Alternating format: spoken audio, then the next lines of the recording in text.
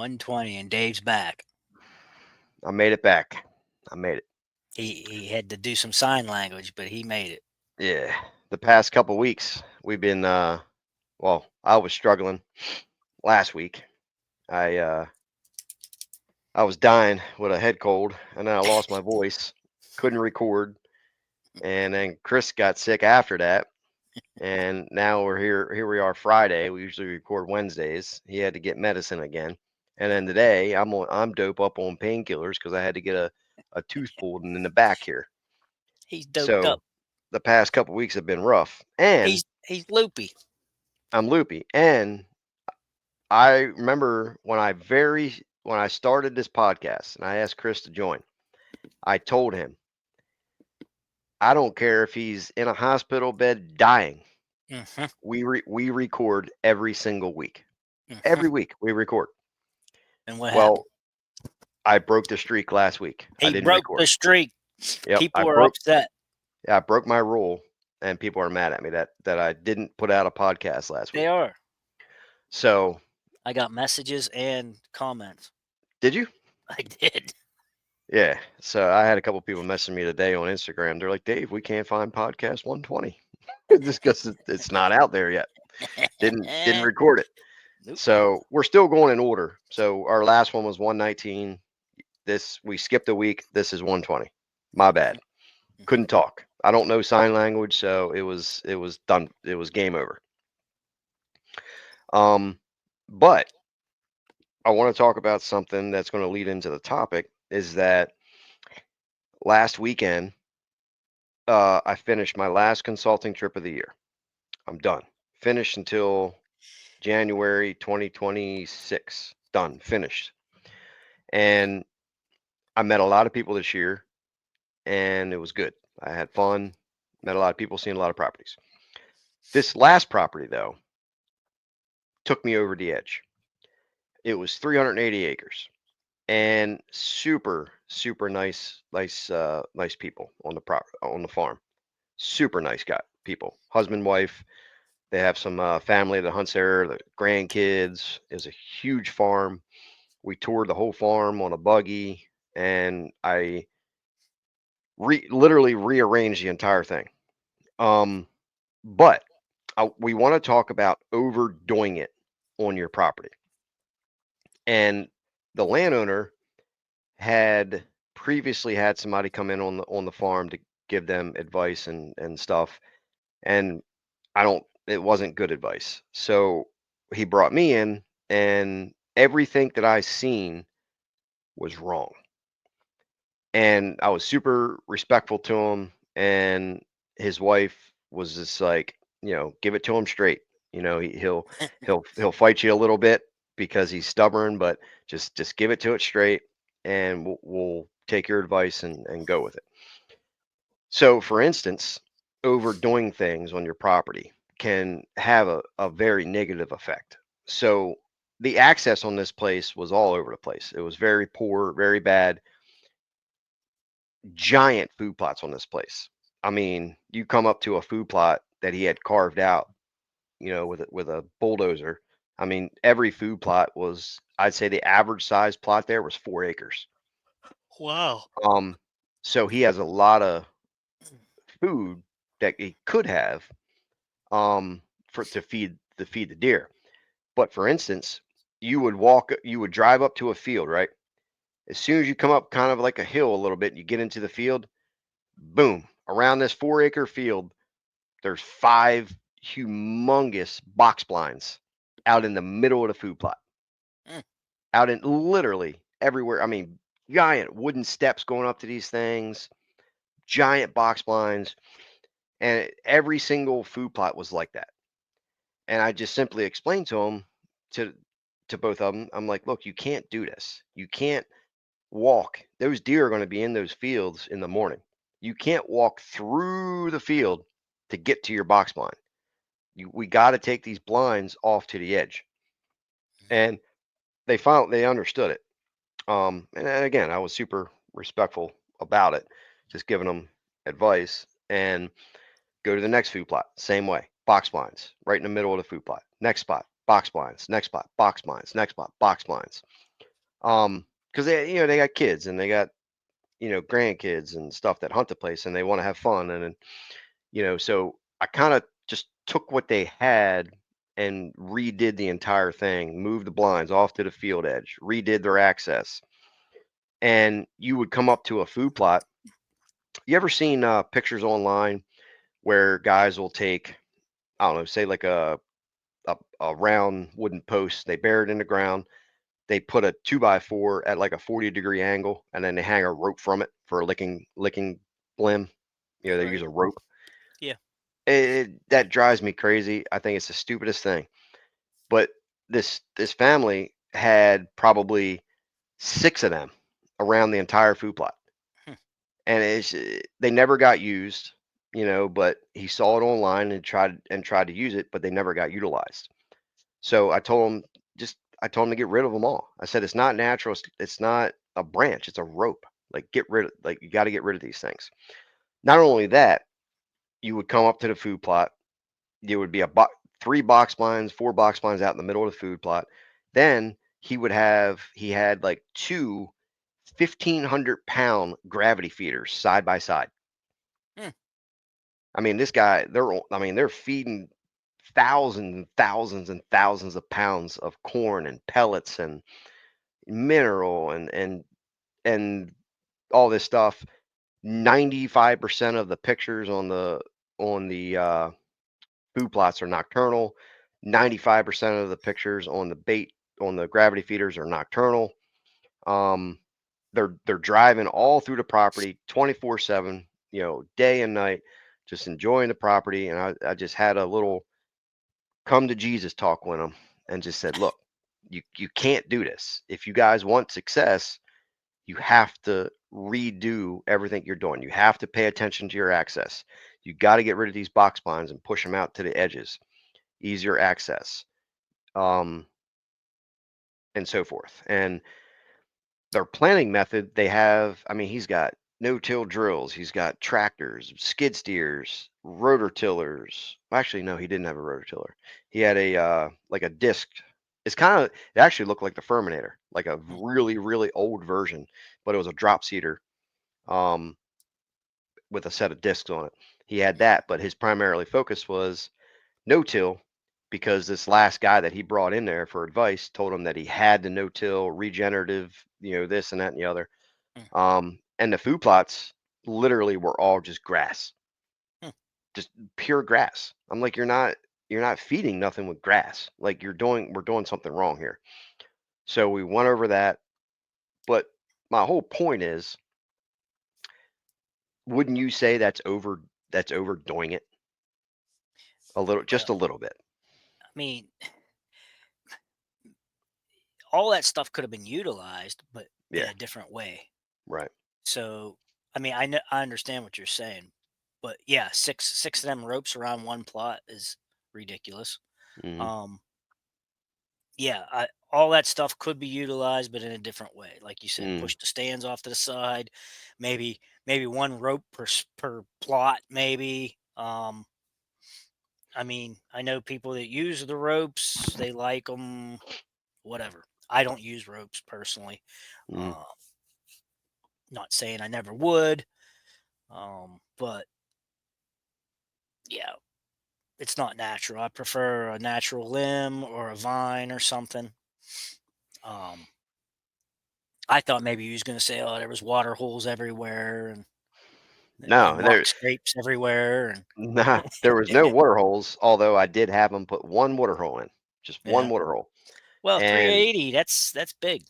it's a big property, and it I mean, the biggest one they've killed, I think, was 140 some inches, Mhm. which in the area that he's in What state is was you in? Maryland, 45 Okay. minutes from my house. Okay. Um, he's up more north, a little bit, but that area, that's pretty good, but he can do better. I told him Fairly flat terrain. pretty decently flat. There was a few hills. Um, but he's near the water, so he's tied up with the forestry company. He can't do a lot of cutting because Uh, because of the water, and stuff. So he has to get a forester in there and get permits and all this other stuff. And we toured the property.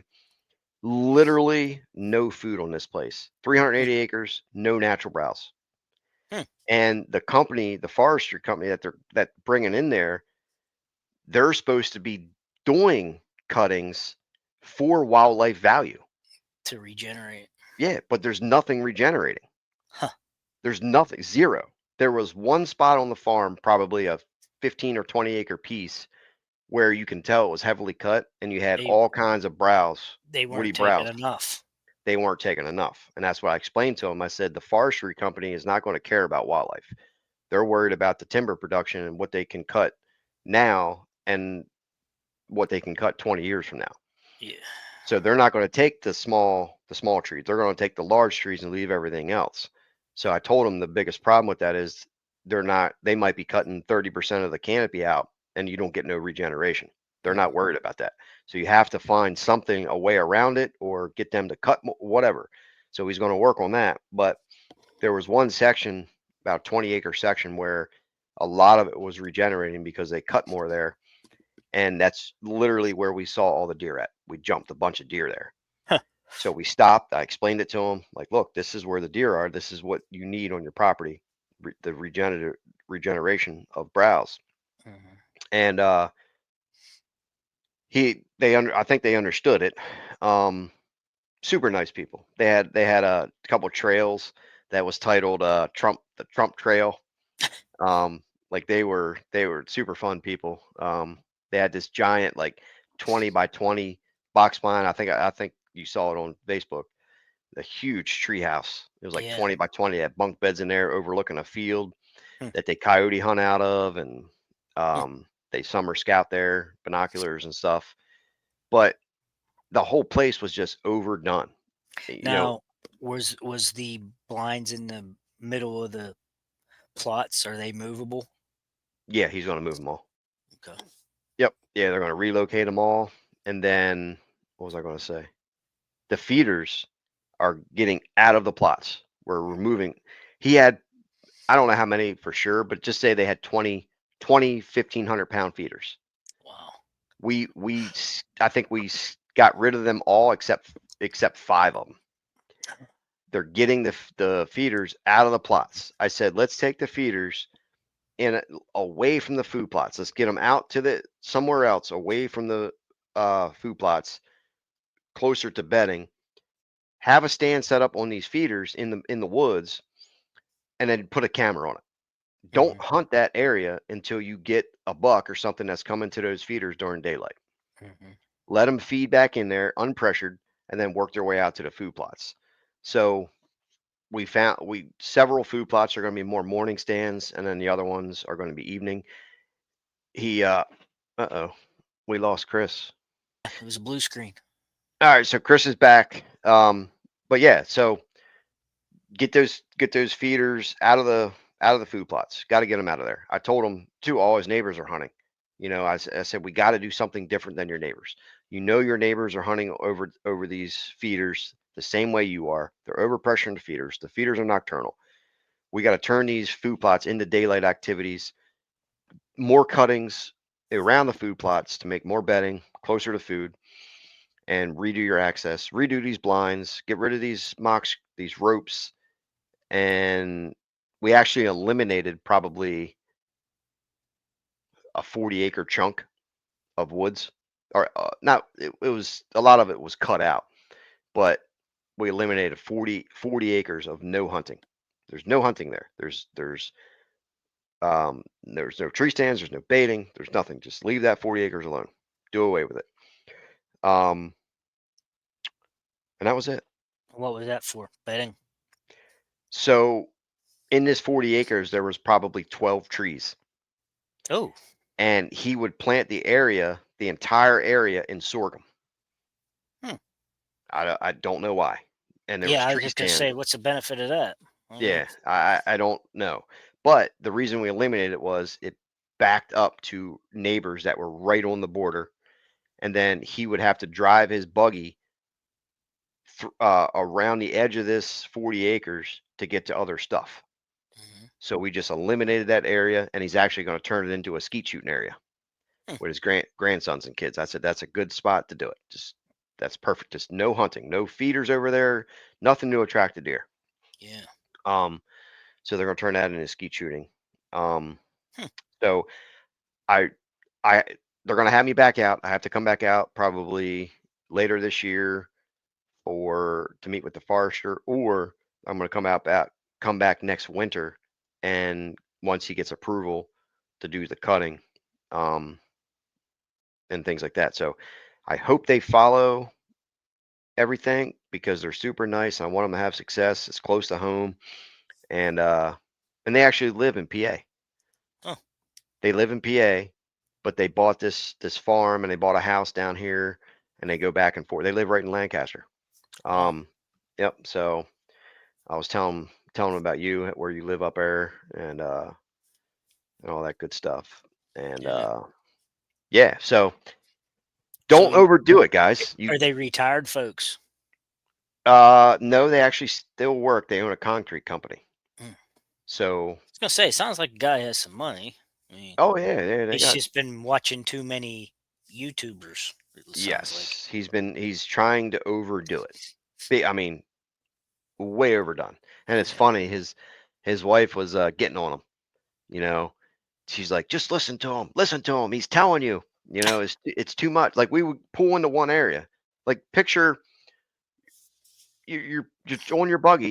You drive into this little 5 acre patch of woods. Hmm. Okay, you drive up there, dude. I'm telling you, within 50 yards, there was 4 rope scrapes, two giant box blinds with fresh wood.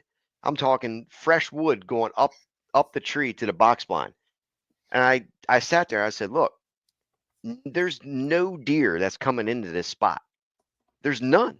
No deer is going to come in here. It's a They death know it's a trap. trap, It's a trap. It's a death trap. There's right? no deer going to come in here. And his wife agreed. Like she was on it. Like she agreed 100%. She's on it. But the guy, he's super nice. And if you tell him something, like if you tell him to put a 1 acre food plot in his mind, he's like, no, screw that. I'm going to put a 5 acre food plot in. So he always overdoes it. Right? He overdoes it. So I tried to get him out of that mindset with that, and focus better on access and things like that. Well, it too, if you have all those plots like that, geez, that's just too much variety. Yeah. How do you concentrate them down and know where they're gonna be? You Hmm. know, Yep. you've got too many avenues there. Yes. Just like me over there at the in-laws at the destination plot. Like I've got a 20-acre field, but I only plant 2 acres up against the woods Hmm. because I want them to concentrate and come through that specific area so I can get a shot. Yeah. Yeah. I want to tunnel them in there, Yep. funnel them, tunnel them, whatever you want to say. I want Hmm. them to come through a specific spot. Yep. So if you've got 5 different plots throughout the properties, you got to guess which one they're hitting. Hmm. You Well, the know, other thing too was he was planting all these fields in different things. yeah, and they're gonna come mature at different times. Right, they're going to mature, and I kept telling him, and he's planting some mixture from some company. I can't remember the name of it, but I counted the variety, the amount of different blends. Hmm. Dude, it was a 50-pound bag. It had like 15 different variety of seed. Wow. I'm like, This is too much seed. It's just too much seed. They're all gonna compete with each other, um, and and all this other stuff. And I said we got to start planting more things of similar varieties because you know if you plant brassicas over there, brassicas over here, wheat over here, oats over here, that's what was happening. Yeah. And I'm like, how do you know where they're going to be? Right. They're gonna, you know what I mean? Like, let's spread these deer out. Let's plant them, and most of them similar. There was a couple plots that we turned into clover, like pure clover. That Hmm. way, you can leave them kind of like as a more of a year-round food source. 365. Yeah. Yeah, and to feed them. Um, and then, I mean, all his food plots were considered a destination food plot, like, Right. 'cause It's on big. they're so large. We did convert. He's going to end up planting about 12 acres of soybeans. Um, and then all the other plots are literally just one clover plot's about 5 acres of clover. The rest of them are nothing until fall. Yeah. Um, Well, I mean, he sounds motivated, just needs direction, you oh, he's know? motivated. They're motivated. Like this is all they do. They live, breathe. I mean, they were buying. What did he tell me?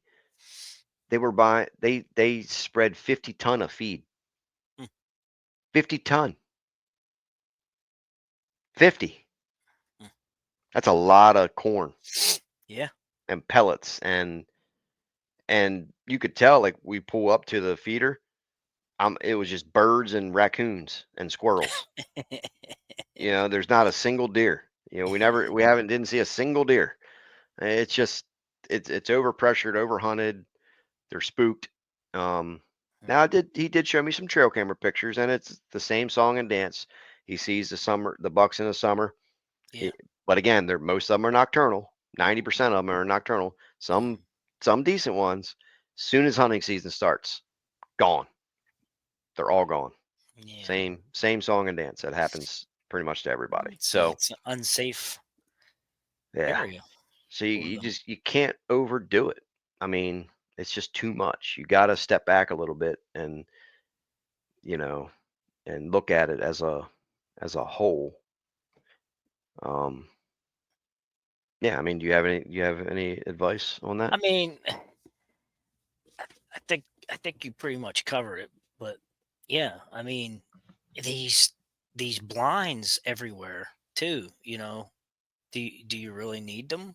I mean, Hmm. I mean, they're probably older or whatever, and they want to be comfortable and they have the money to do that. But that's also like a big flashing neon sign. Don't come in this plot, you know. Hmm. Yep. If it's not you know, camouflaged well enough back Hmm. into the tree line or whatever, Yep. you know, they see that. They know they can, you know, if there's any movement, they're on that, you know. Uh and just because it's a box blind don't mean they can't smell you or anything either. You know, I get a kick out of some of these big celebrity box blind. You know, they're in there cooking breakfast and they're rolling out of a bunk bed eating breakfast. Like they're cooking in the food plot. Yeah. You know, they expect Yep. to shoot a deer in later on when it gets light out. It's like, yeah, they want the hotel, you know, the ability to be like a hotel, but they smell, they smell Oh yeah, they smell them. the gigs up. Oh yeah, I mean them deer. I mean, especially like the bigger bucks. I mean, they're going to see that box blind. Yeah. They're going to, And I told them what's happening. You come up to this field in the dark in the morning. You walk 100 yards through this food plot. You just blew everything out in this food plot. They're gone. Right. And the first thing they said was, "Yeah, every time we go to a food plot, we hear deer blowing." Of I'm course. like, because you need to. And they have all this brush, all these trees from clearing the food plots. Hmm. I said, take that brush, move these stands to the edge, take this brush and pile it up in like a U shaped around the front of your blind, 10 Hmm. feet tall. Put it to the base of the freaking window.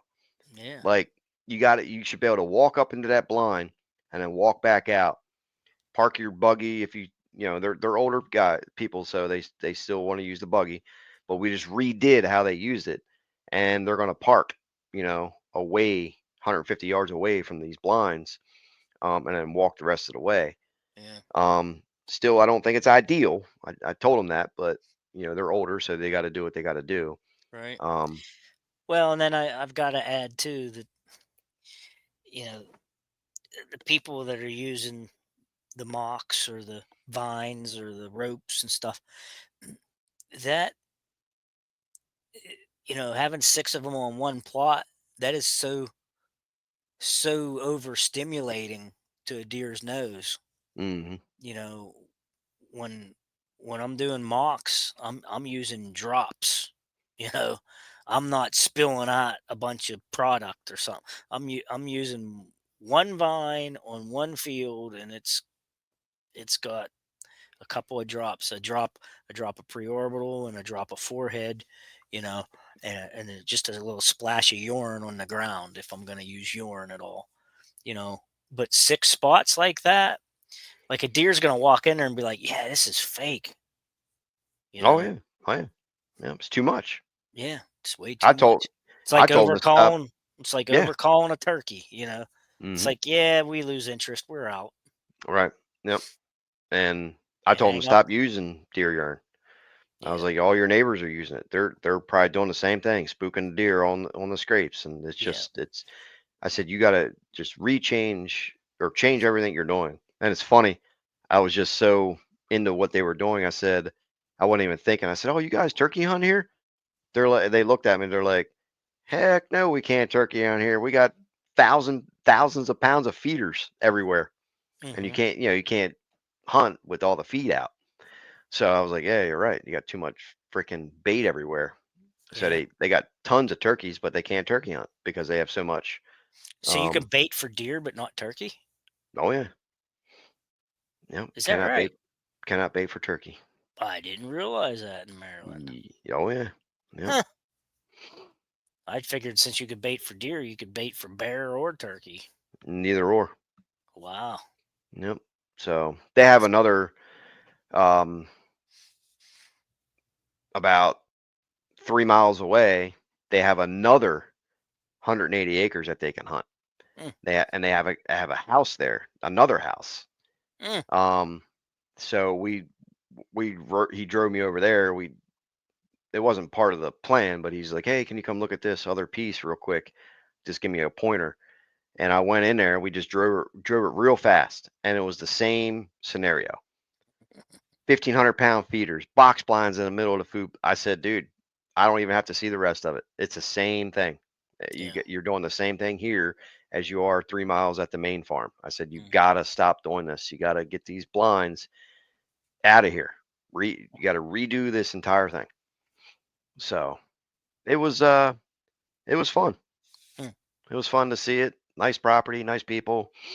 Um, I still got to get the plan to them. I got to finish it this weekend. Well, I mean, hopefully, hopefully he takes all that and runs with it, Hmm. and his luck changes. You know. Yep.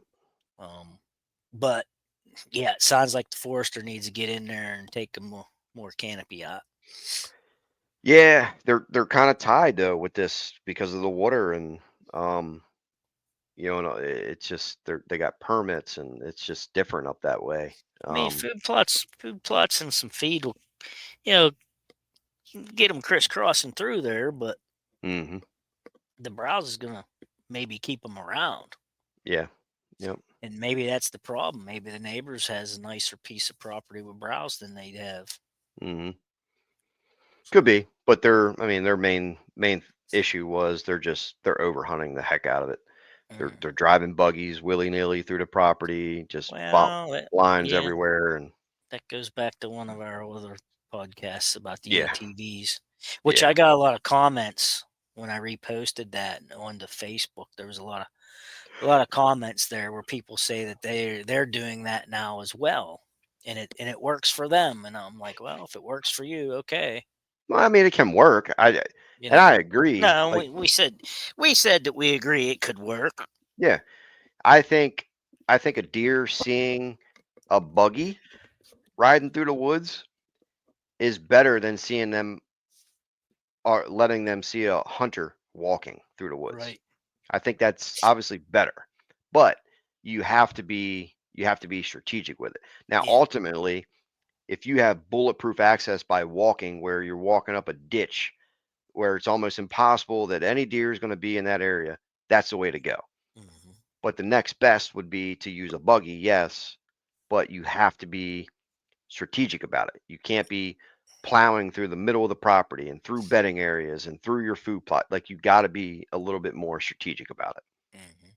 if you want to kill the bigger bucks. I Yep. mean, and that's what they want to do. They have a rule there, like a 8 point, or better, and Okay. they try to manage to shoot the older ones. Now, like his granddaughter, I think, and grandson, you know, their first time they're going to be hunting is this coming fall, and he's going to let them shoot anything they want the first year. Right. Right. But after that, he's trying to teach them like, hey, let's let the younger ones go and try to shoot the more um, mature ones. So Right. they had they're ate up with it, but they just But gotta redo some things, and I hope they yeah, have success. yeah. If they follow through, it should be all right. Yep, that's all I got. You were overstimulated. Yeah, I had a lot of information that day. Hmm. Well, sometimes that's what it takes. People need to be told, Hmm. but they realized something was wrong. That's why I invited some people out. Oh yeah, no, they're well aware something's wrong. Yeah, So yeah.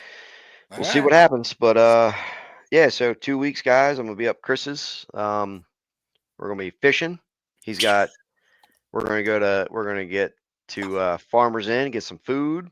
Ooh, I'm bringing yeah, him an e-bike. So Chris is going officially going to have an e-bike, yeah.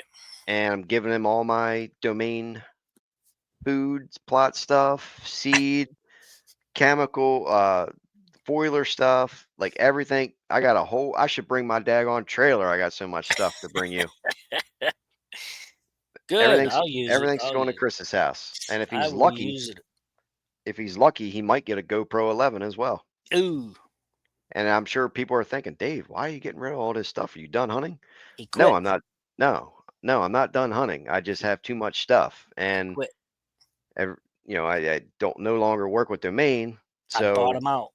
he bought me out. He bought all the stuff. Bought him out. He's buying everything. So, and I got rid of my farm. I don't have the farm no more. So I'm having a fresh start with everything, Yeah, starting over, and it's all going to Chris because yeah. he's such a nice guy. I'm buying him out. He wants the Yep. money. Yeah, I need the money. I'm broke, Ah, poor. yep. All right, Dave broke podcast. the streak. I did. I'm sorry. I apologize, everybody, but this will be out Sunday at 5 p.m. Eastern Standard Time. Woo! Happy Easter. Yes, happy Easter to everybody as well. Yeah, yeah. Yep. All Even right, though by the guys. time they get this, it'll no, it comes out Sunday. So It'll yeah, be Easter Sunday. yeah, it'll Yep. be Easter. Yeah. Okay. Yep. Don't overstimulate your deer. Yes. Don't overstimulate your deer.